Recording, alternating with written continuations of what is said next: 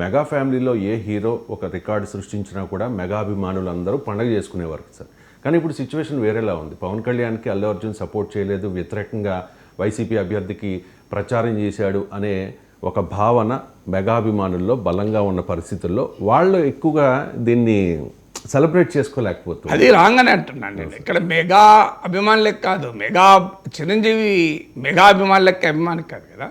చిరంజీవి తెలుగువారు 10 కోట్ల మంది తెలుగువారు గర్వించదగ్గ నటుడు. పవన్ కళ్యాణ్ కోట్లాది తెలుగువారు అభిమానించిన నటుడు. రాజకీయాలు ఏవైనా ఉండని, పవన్ కళ్యాణ్ ఏ పార్టీలో ఉండొచ్చు, ఇంకో పార్టీలో ఉండొచ్చు. రాజకీయాలు మనము నటులుగా చూడాలి, రాజకీయాలుగా చూడాలి. ఈ రెండింటిని విడగొట్టి చూడాలి. రాజకీయపరమైన అభిప్రాయాలు ఏవైనా ఉండొచ్చు. మీకు రజనీకాంత్ ప్రో బీజేపీ అట్లంటే, Kamal Haasan my colour is not saffron అన్నాడు. No question my colour will never be a saffron అన్నాడు. అంత క్లియర్గా యాంటీ బీజేపీ పొజిషన్ తీసుకున్నాడు కమల్ హాసన్. మీకు దళపతి విజయ్ క్లియర్గా యాంటీ బీజేపీ పొజిషన్ తీసుకున్నాడు. చాలా జిఎస్టీ పైన, మీకు సిటిజన్షిప్ అమెండ్మెంట్ యాక్ట్ పైన విజయ్ చాలా క్లియర్గా యాంటీ బీజేపీ పొజిషన్ తీసుకున్నాడు. మీకు ఇలా ప్రో బీజేపీ ఉండొచ్చు, యాంటీ బీజేపీ ఉండొచ్చు, ప్రో ఈ పార్టీ ఆ పార్టీ ఉండొచ్చు. దయచేసి we have to rise above that.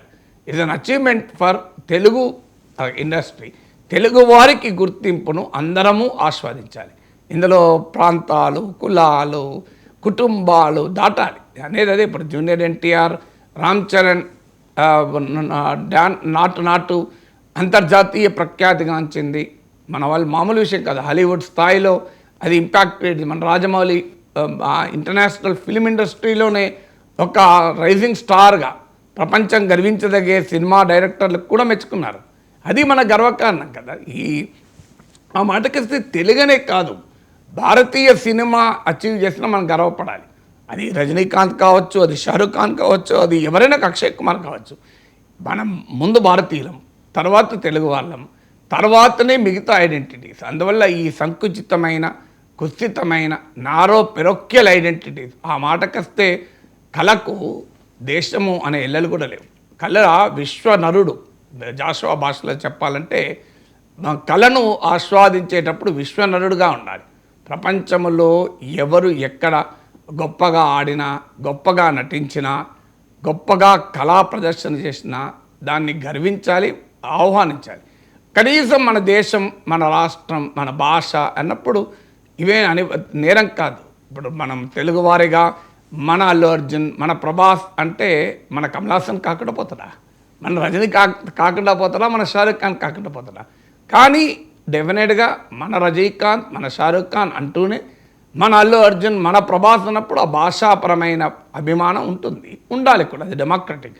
ఇంకా కిందికి వెళ్ళి మా కులం వాడా.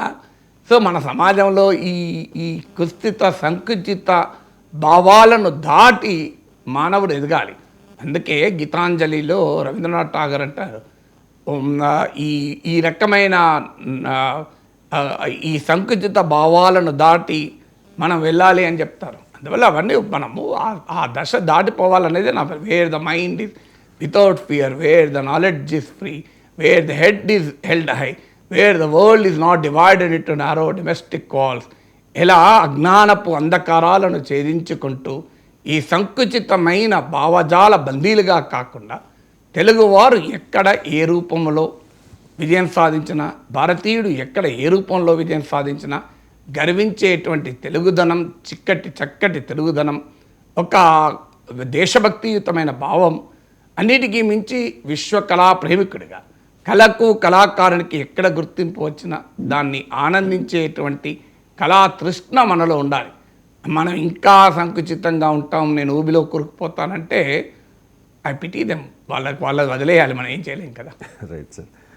అంటే రాజకీయాల్ని, ఈ సినిమా రంగాన్ని వేరుగా చూడలేము. ఎందుకంటే సినిమా రంగంలో ఉన్న చాలామంది రాజకీయాల్లో రాణించారు కాబట్టి.